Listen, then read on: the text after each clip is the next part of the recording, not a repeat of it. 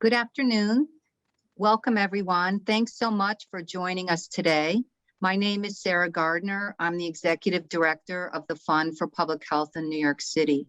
For those of you who aren't familiar with us, we're an independent nonprofit organization that works in close partnership with the New York City Department of Health and Mental Hygiene to facilitate partnerships and launch innovative public health initiatives to improve the health of all New Yorkers.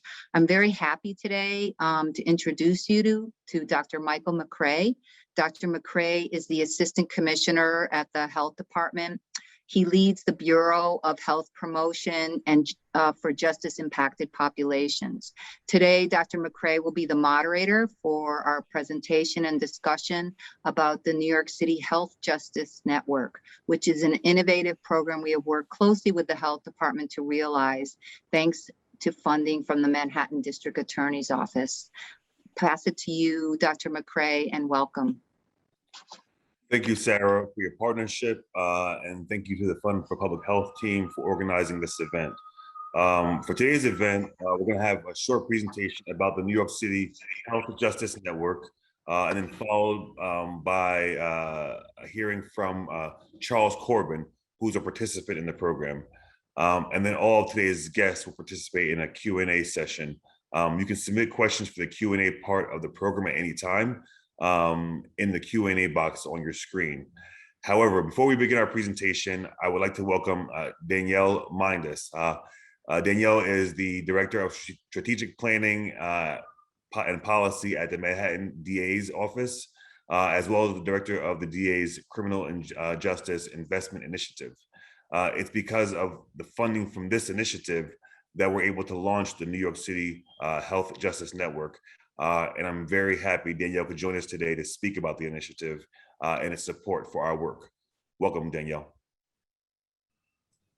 Thank you so much for the kind introduction, Dr. McCray. I'm really happy to be here. And thank you to the whole Health Justice Network team at the Fund for Public Health and the Health Department for your partnership. It's really been a pleasure collaborating with all of you these past few years. So you might wonder why a district attorney's office is in the position to be funding a reentry program.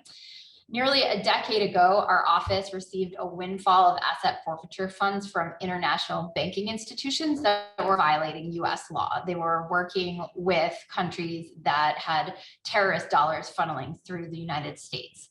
And we ended up with an amount of money that is unprecedented for a local prosecutor's office, and the district attorney, Cyrus Vance, recognized this as a once-in-a-generation opportunity to test out non-traditional community-based approaches to achieving a safer and more just Manhattan. And so to do that, he established the Criminal Justice Investment Initiative that Dr. McCray mentioned. That's a commitment of $250 million for Manhattan communities. We developed a portfolio of investment born from hundreds of conversations with community stakeholders and subject matter experts across three major areas: supporting young people and their families, improving access to services for survivors of crime, especially special victims populations that often don't get access to services, and providing off-ramps from the criminal justice system through diversion and reentry programming. DA Vance chose to invest in reentry specifically because he believes that law enforcement should firmly acknowledge the role that we play in sending people to prison. And since we play that role, we should own some of the responsibility for what happens when they get out. The New York City Health Justice Network model aligns very closely with the core principles of the Criminal Justice Investment Initiative in multiple capacities, in its use of supportive peer relationships, a network of funded providers, and participant-centered programming. Like the Health Justice Network, we at CJII believe that the people closest to the problem are closest to the solution, and we really center the voices of people who our work impacts, as does the HJN. People returning from jail and prison, as all people, have complex lives and a range of nuanced circumstances and experiences. And we believe that responsive strategies in reentry have to be nimble and tailored to effectively support each unique individual coming home. And that is what the HJN does so well. And we are so proud to be able to support them. Its approach not only centers healthcare in the traditional sense, but the healing and well-being of the whole person. Our office views the HGN pilot as an incredible success and evidence of the power of a public health-based approach to reentry. We have strong hopes that it will be expanded and institutionalized as the way we welcome people home to New York City. Thank you, Danielle, and thank you to District Attorney Vance for supporting the Health Justice Network. Now I'd like to introduce my colleagues. Mari Carlesimo is the Senior Director of Transitions to Community here at the Health Department's Bureau of Health Promotion for Justice Impacted Populations. And Christina Green, who is the Director of the Health Justice Network, which is a program developed by the Bureau of Health Promotion for Justice Impacted Population. Mari and Christina, welcome. You have a presentation for us about the HJN. We do, Michael. Thank you so much, and welcome everybody. We are really excited that you are here to talk about these important issues in this program, and I am going to pull up a presentation.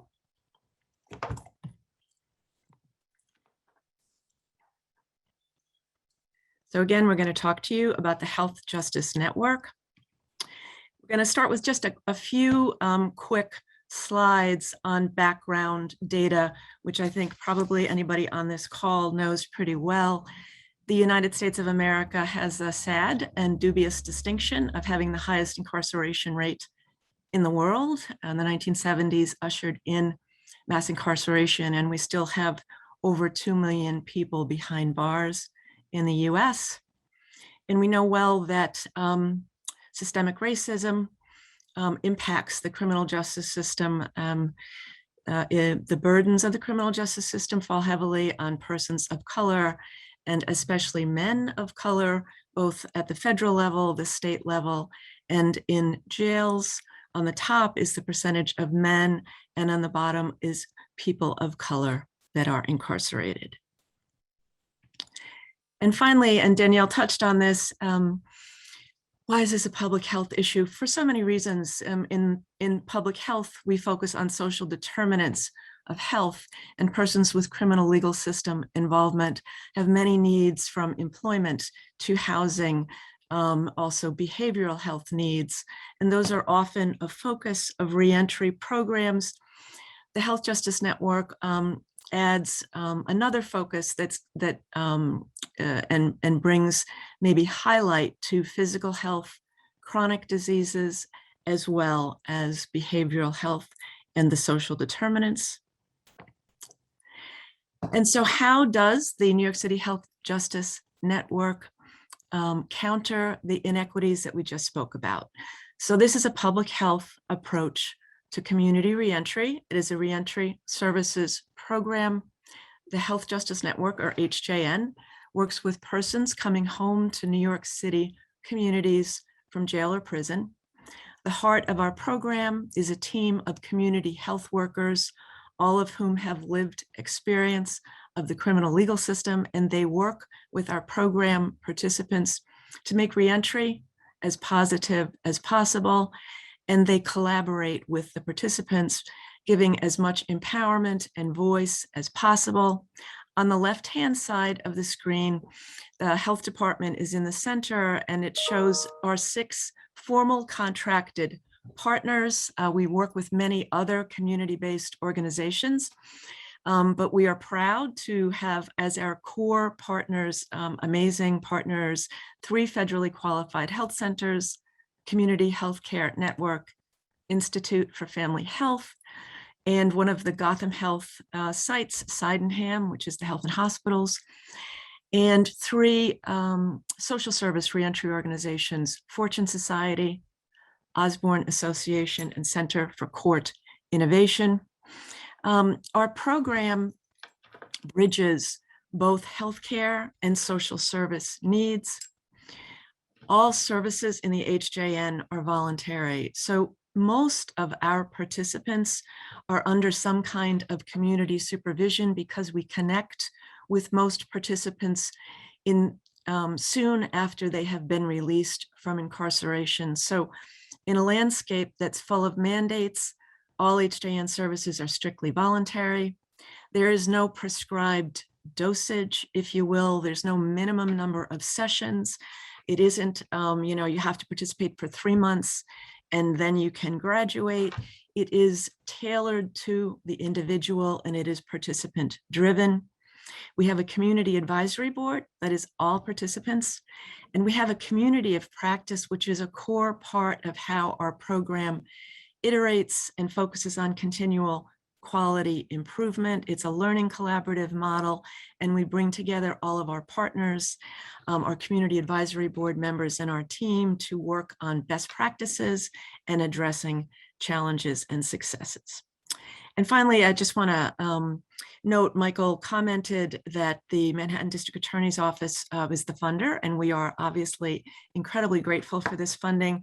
But I also just want to say that it has just been an incredibly collaborative and wonderful partnership with the team from Danny, from Danielle and her team there. They've just been great partners and supporters in so many ways. And when we stop working with you, we'll miss the partnership. And I'm going to turn it over now to Christina Green, and just want to give a quick shout out. We have an amazing team at the Health Justice Network. We're really blessed in that regard. And I'm proud to say we've been able to promote from within a number of times for our team. And Christina is a great example of this. She was one of our original community health workers embedded in Osborne Association. She was promoted to supervising community health worker, and she was then promoted to the director of the Health Justice Network, and she has been flat out amazing in every role. It is my delight to introduce Christina Green. Thank you so much, Mari. Thank you very much. So today I'm going to start with our Health Justice Network enrollments and data. So on the left-hand side is our referral and enrollment graph, showing a steep increase when we went remote, as shown in the red line above. The blue line demonstrates the ongoing referrals, and the orange line showing our cumulative enrollments. On the right-hand side is our demographic data. Race and ethnicity of the HJN is 54% of our participants identify as Black or African American, 30% identify as Hispanic, Latino, or Latina, only 8% identifying as white, and nearly 2% identify as Asian.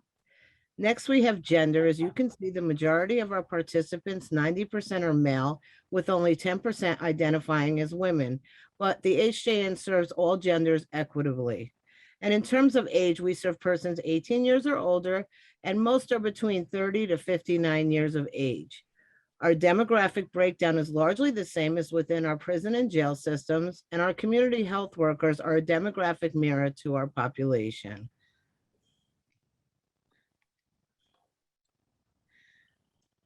So on the left-hand side is the CDC's social determinants of health wheel. On the right, it shows the important relationship between the community health workers and our participants. Our community health workers address these determinants by helping navigate the reentry landscape, giving the tools in order to be successful by referring our partner sites and other organizations within New York City, including primary care, behavioral health, specialty, and reentry services. Connection to Medicaid, SNAP benefits, which is Supplemental Nutrition Assistance Program, employment, vocational and career development, education opportunities, housing resources, and legal services. Through the pause in New York City, we shifted over to remote work in March of 2020. There was a large increase in releases from jails and prisons into New York City. We had a steep increase in referrals for persons in need of a variety of services, including persons being released without any vital documents or refills on necessary medications. We were able to purchase birth certificates and assist with remote services through the Social Security Administration, applying for replacement Social Security cards, applying for stimulus payments, and setting up Department of Motor Vehicles accounts to establish identification for our participants. We were also able to purchase cell phones for our participants to encourage social connectedness and allow for telehealth visits for medication refills, primary and behavioral health services. With access to smartphones, our participants were able to enroll in online workforce development classes and online employment applications. Our community health workers were able to provide mentoring and peer support, including technical assistance to online platforms like job applications and Zoom. So preliminary findings include a need for services. The top social service need that we have addressed are peer support, employment services, vocational career development, SNAP, and WIC services, which is women, infants, and children's benefits, housing support, and phone assistance. The top healthcare needs addressed are primary care, health insurance, health promotion, education, including COVID testing and vaccinations, mental health, dental care, and substance use treatment. Primary care is a top healthcare address, and we have been very successful in connecting our participants to care. It is often the segue to mental health and substance use treatment, and it is a priority to have participants develop an ongoing relationship with a healthcare provider. Through the COVID-19 pandemic, we have seen an increased need for peer support among our participants, and this demonstrates again the importance for social connectedness. HJN evaluations and academic collaboration. So we have programmatic evaluations underway from our academic partners at NYU, CUNY, and the Prevention Research Center. We were accepted and presented a poster presentation to APHA, which is the American Public Health Association, on October 21st of this year. And our original proposed program enrollment end date is February 2022, but the HJN is working very hard on future funding and plans to expand our capacity. This is our references for our various data slides. And with that, the most important part of this presentation, I'd like to introduce Mr. Charles Corbin, who is not only an HJN success story for sure, he is also a community advisory board member and a member of our support empowerment group. Take it away, Charles.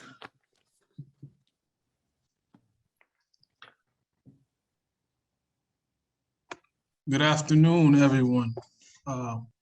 Grateful to be here. I'm grateful to be here. And as Christina has said, I'm Charles Corbin. I'm a member of the Health Justice Network Community Advisory Board, and I'm grateful to be here to speak. It's an honor. I want to first give honor to God first, and the Health Justice Network as well, partners with the mayors of the district attorney's office in New York, the health department, everyone that's part of the Health Justice Network. I'm grateful for everything you've done, and for allowing me to be a part of the Community Advisory Board and also the Community of Practice. The Community Advisory Board is one part that has been beneficial to me. It's helped build confidence to relate with other individuals who are reentering citizens.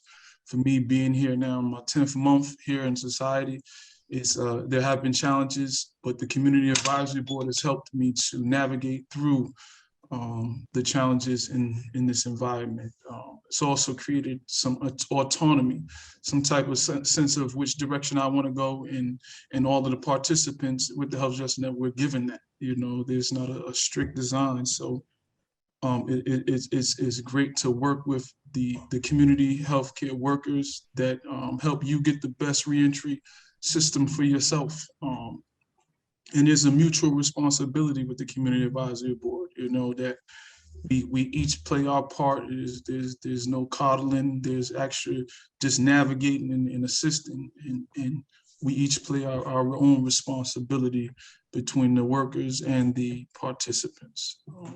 So these all that help me. And one thing that helps me remember all of the services that I received is this AGE. It's an acronym that I've brought to myself within these past 10 months: assistance, guidance, and empowerment. Assistance has come in instrumental support.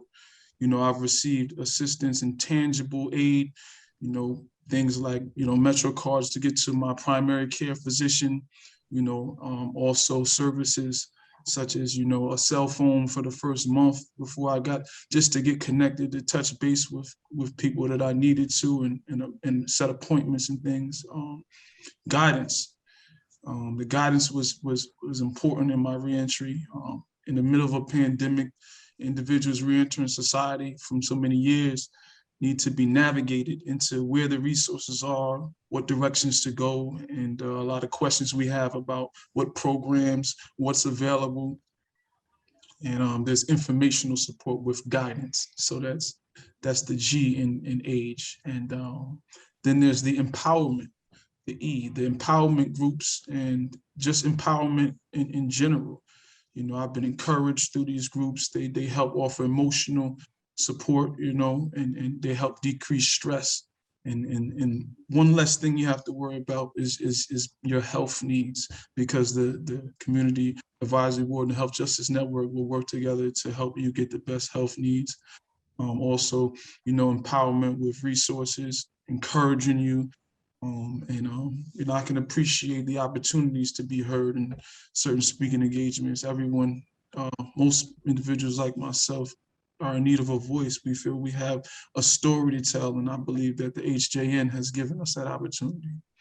So a part of my transition, I've been blessed to been moved from the halfway house in the Bronx to, you know, now moving into more home confinement now with my family. So it's a beautiful thing now. It's a part of my transition, home confinement, where I can actually, you know, eat with my family, rest well, which is a major part of our health. Exercise at home, you know, that's a major part of my health. You know, eating healthier. My wife is on keto right now, so it's a great thing. Also, I've transitioned into some employment. You know, Health Justice Network has helped network myself, my resume, helped me build up my resume, interviewing skills and things with groups like, you know, the Osborne Association, other you know, connected resources that they directed me to, like the Project Renewal Human Service Training, as well as the John Jay College Navigator Program. And they've also helped me to find my lane in the human services field, which the Health Justice Network is great for. I now work as a case manager with Exodus Transitional Community Services, which is a part of the Mayor's Office of Criminal Justice. I'm grateful for the opportunity to join in the same field of human services. So I want to thank Health Justice Network and everyone a part of that, as well as my community healthcare worker, Calvin Phillips, who's helped me with the Institute for Family Health. They've been very great with their My Charts and their, you know, everything that they've helped me with their services. So with that said, you know, I just want to give honor, and I'm grateful to be continually working on my health as I transition. You know, it's a serious health conditions individuals have to worry about, such as premature mortality. As you've seen the charts, the rates are going up. Also, you know, chronic diseases, pre-existing conditions and such. So with the help of the Health Justice Network, it's less stress on how do you get to what you need to. So, and now I guess at this point in time, I'll take any questions from my great friend, Dr. McCray. Sure. So thank you, Mari and Christina, for a great presentation. And thank you, Charles, for sharing with us your experience with the Health Justice Network. Very powerful presentation. And it's always really great to see kind of how folks are assisted and helped and are empowered by the work that's being done with the program. So thank you. So I have a question for you. The first one, I'll pop it off.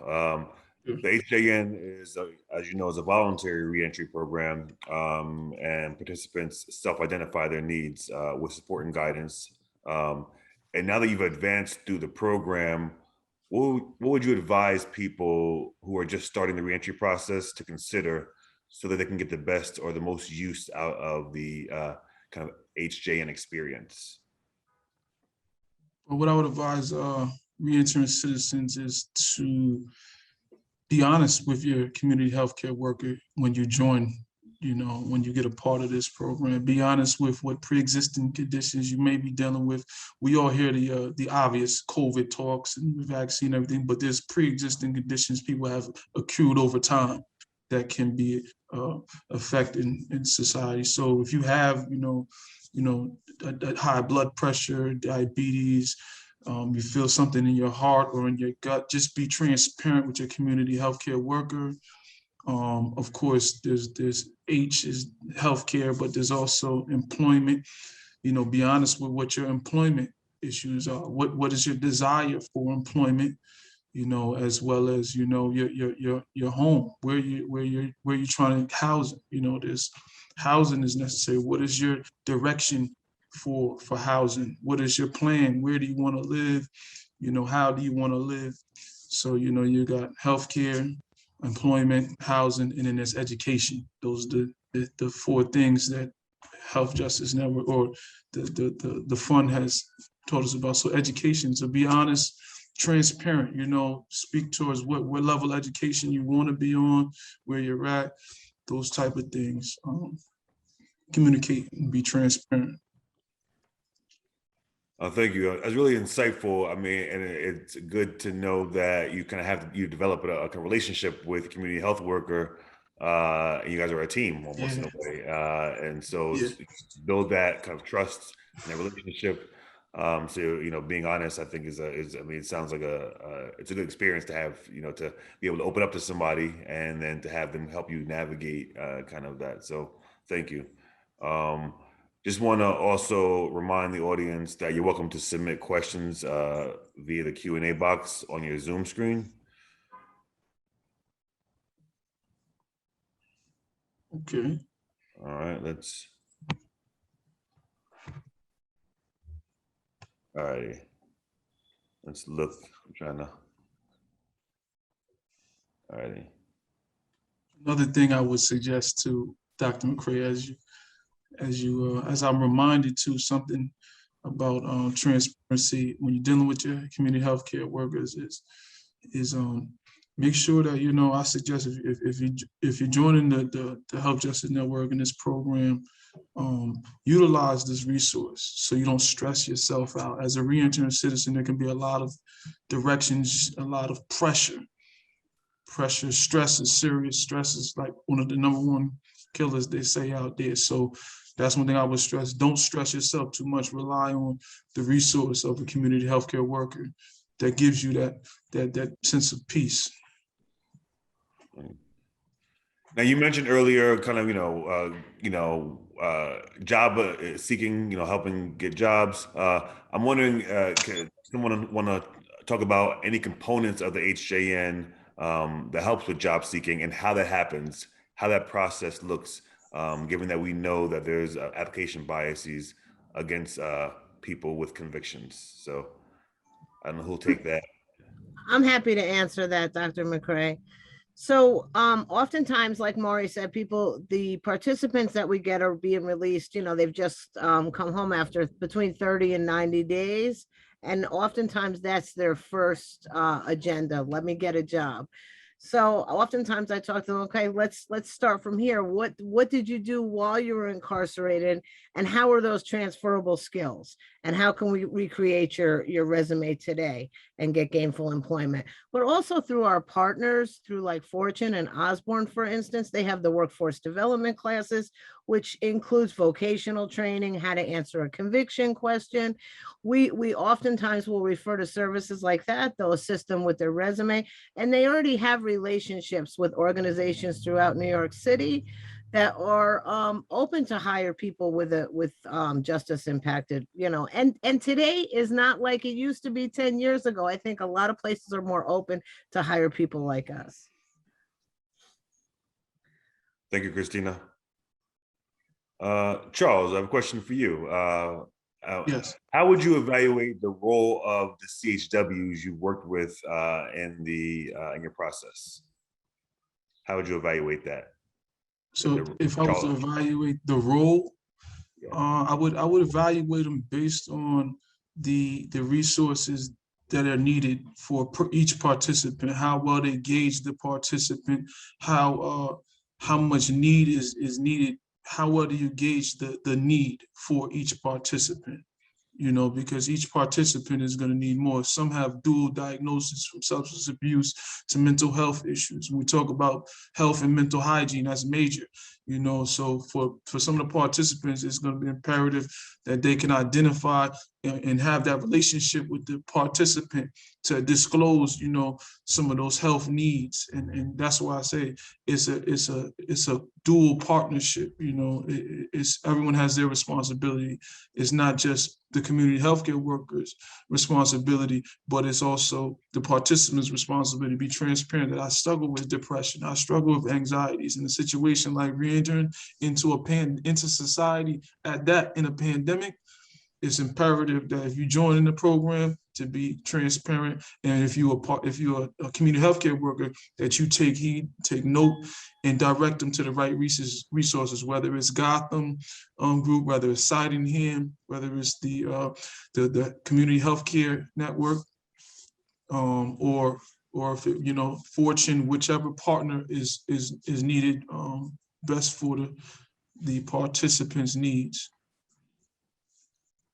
Thank you, Charles. Maria, I think I'll ask this question of you. The partner organizations that we mentioned, you mentioned in the presentation, are obviously known for their reentry work. Is the HJN filling gaps in their existing services, or are they, providing additional services that are not provided at those centers? So as I said, but I think it's worth repeating, we are honored to be partnering with the organizations that we're working with. They're amazing and provide so many services. I think what we do is our community health workers are able to pave the road or be a bridge from an employment program to a dental appointment to a primary care physician, and the navigating access to all of those needs is not easy. And so our community health workers are able to do that with the participants, and also obviously the focus on lived experience and the peer support and mentoring and guidance, given that our CHWs are all persons with criminal legal system involvement, and all reflective of the communities that we work with, and are all from Black and Brown communities. So we try to be anti-racist, etc. So I think it's weaving everything together as efficiently as possible, and the CHWs are the bridge. Thank you. And then this is also another question for you as well. What is the annual capacity of the program?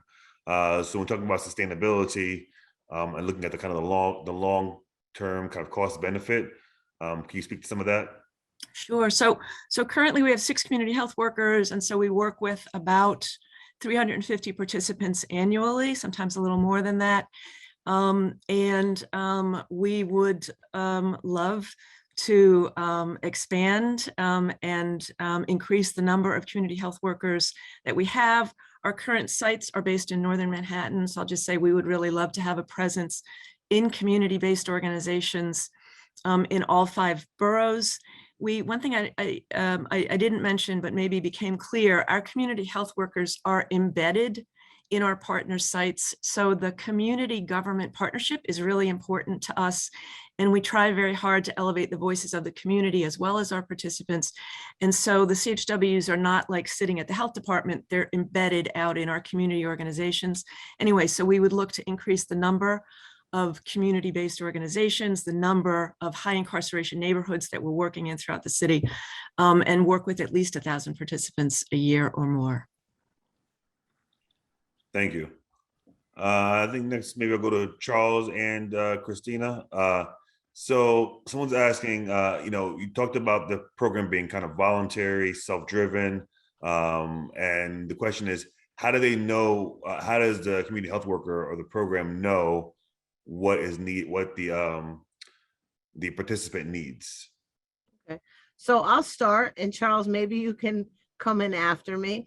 So when we get a referral for a participant, normally I'll call that participant and I'll flat ask them, what are the goals that you want to work on? I need them to identify what their goals may be. And then we work hand in hand throughout the process with them. I know you talked earlier about a voluntary program. So oftentimes our participants are on some kind of community supervision. So we'll support those mandates, but we don't do any, any reporting or any things like that. We try to make the process as easy, the navigation of the obstacles as easy as we can. Right, and one thing I mentioned as well earlier was the autonomy. Everybody that's reentering into society is reentering into a different situation. Some people don't know what they need, so sometimes it can come through client engagement with the community healthcare worker, where we can actually do some interviewing and understanding, motivational interviewing, and determining, is this really what you're saying? Is you need help with certain resources, certain health aspects, and this is why we have also the empowerment group as well. We have things like the empowerment group is in place where we can actually come together and really talk about what you want to do in your reentry. Can you talk a little bit more about the empowerment group and your experience there? Yeah, well, some days it can be therapy. Some days it can be, a resource center. So it's a morphing thing that we have where we enjoy each other. We refer each other. We got jobs we talking about in the city we didn't know about. We hearing about vouchers we didn't know about. We're learning some of the intricacies of the human services field. We're being mentored by, the directors, Christina Green and Mr. Aníbal Cortez, as well as senior members of the Health Justice Network. And as you see the numbers in the previous slides, the participants and the referrals coming into the Health Justice Network are growing. So we're doing a referral basis. We're networking, socially in the halfway houses, in the shelter system. So that's a major part of people that are being joined and being empowered, being encouraged, through emotional distress. Some days we just sit and just, disclose. So it's a healthy environment. It's a healthy group, healthy social group that we're developing as a part of a greater social group. Sounds like an awesome experience. Thank you. And so how about the ongoing training? Can someone speak to ongoing training and support that's provided for the community health workers? Oh, yes. So all of our community health workers, so we start with, our regular trainings, but we also actually, one of our audience members, Sergio Matos, is here, and he does our community health worker competency. So that's a 5-day training class. And we really look to him because he's an expert in this field, and that's for sure. But we do have ongoing training. So something like what Charles had mentioned, the motivational interviewing and how to work with persons with substance use or mental health diagnoses. So these are ongoing trainings that the community health workers and myself, all of us, we take so we can best serve our participants.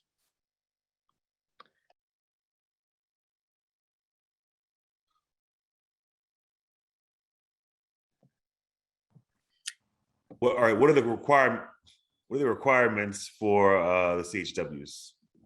The requirements of the CHW, you mean to be a community health worker? Yes. So first and foremost, your desire to help others who have been down the same road as you. When I interview someone, that's what I look for. Those are skills that you can't teach somebody. The technical stuff, the data entry, I can always teach that. I want somebody who wants to do this work and pay it forward. So aside from that and a high school or equivalency, that's it. Just the desire. And I'm just going to piggyback on that to say and agree with every single word that Christina said, of course. I think it's not an accident that we've heard Charles talk so much about empowerment, and it is something that we work really hard at the HJN and the empowerment group that was just started. When we interview for the community health workers, I'm amazed, well, maybe I'm not amazed anymore, but oftentimes you will hear right in the initial interview, someone say, I do want to pay it forward. I want to, sort of, I walked this road. It was a hard road and I want to pay it forward. But they say, and it's about empowering. It's not like we're doing it for them. It's about making sure that the participant is empowered and that that their own voice is elevated. And so I just think that's another thing that you hear right up front, which is great. Yeah, I will share this about myself. I remember my very first interview as a community health worker. I was just out of federal prison, and I remember saying, just give me a chance. I just want to pay this back. This is the kind of work I want to do. I know I can do a good job. And I like to give that same opportunity to others. Thank you. All right, a question for Danielle. Are other district attorneys in New York aware of the program, and has there been any discussion of expanding it? Thanks for the question.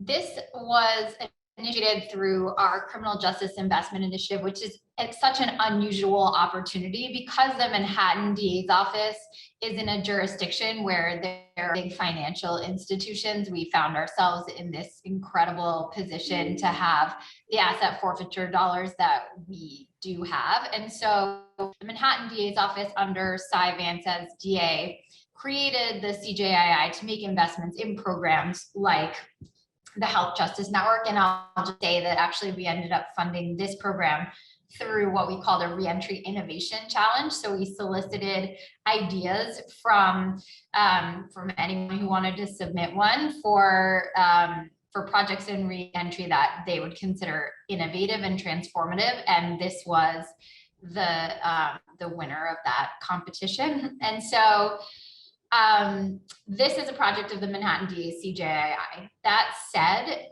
we see this as the future of reentry. This public health-based approach is where the DA and our office would love to see reentry from jail and prison going, and that everybody who comes back to New York City from a period of incarceration is treated with a public health approach. Our dollars are limited. So to the piece of the question that is, are you planning to expand it? Someone else is going to have to answer that question. We're certainly trying to make the case, but we don't have any more money, sadly. Yeah, I guess a related question was, how do we make this? How do we expand this program? Someone else said that, so I guess I think we're all open to those ideas as well. We're trying hard. Yeah. And so next question is, considering the pandemic, are there any plans for HJN to become involved with people who are currently incarcerated while continuing to assist people who are reentering? So I can answer that. So our program, I have through like three-way correspondence, through their attorneys, spoken to people that are still incarcerated. We cannot consent them into the program until they're released. My idea is to get all the literature I can to people that are still incarcerated, so they know they have a home to go to when they're released. Thank you. And then we have one more question and follow up. I mean, I guess we're gonna harp on this again, Tamari and Christina. How can we help sustain and expand this great work that's being done? So we are working hard and have been, as you may imagine, to secure sustainability funding. I'm just going to say, like, I would be thrilled and delighted if New York City government, could make this program permanent. We see this as a core public health function. These are community health workers working with one of the most marginalized populations, if not the most marginalized in the United States. And we believe that this approach, as Danielle said, is transformative and is trauma-informed and healing. So so city government, we would love if you would pick up this program, but also we are actively reaching out to private foundations who can also enhance and augment gaps. And so, so that's what we are working hard at right now and have been. Thank you. And I don't know if Charles, you have any kind of closing, any final thoughts or reflections you want to share with the group? Yeah, just one thing I would just be mindful of is, the substance abuse factor and the mental health part of the Department of Health and Mental Hygiene. So, reentering society is a major issue with anxieties for reentering citizens. And there's also a major issue with depression. So, if we do expand something that, anybody would be mindful is the organizations, the funders who fund towards that direction. New York State, city, even if the United States government would be willing to, because myself, I'm a reentering citizen from the federal system, actually like Christina Green, and a native resident of Newburgh, New York, which is the upstate section. We are part of the Southern District of New York City, New York. And as a federal reentering citizen, I believe even the United States government has funds that could be beneficial for the greatest metropolis of reentering function and things that's happening in reentry, So that's our aim with the Health Justice Network. And with that, I thank you, Danielle, Mari, Christina, especially you, Charles, and thank you to Sarah and your team at the fund for organizing today's discussion. Thank you, Dr. McCray. And I want to echo your thanks to the other panelists. Thanks so much for being here today and for sharing your very inspiring experience with this program and making the compelling case on why we're partnering with the program to try and find bridge funding until it can become part of a city program. And thanks to all of you for joining this afternoon. We really appreciate your interest. If you are interested in learning more or partnering with us to support the continuation and expansion of this wonderful program, please get in touch.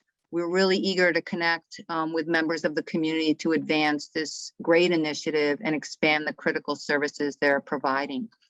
For those of you who registered and are in attendance today, we'll be sending out an email with a link to the recording and also a link to a short survey. We really appreciate your feedback. It's very important to us to hear from you so that we can plan future public health talks and provide programming that meets your interests. So again, thank you so much.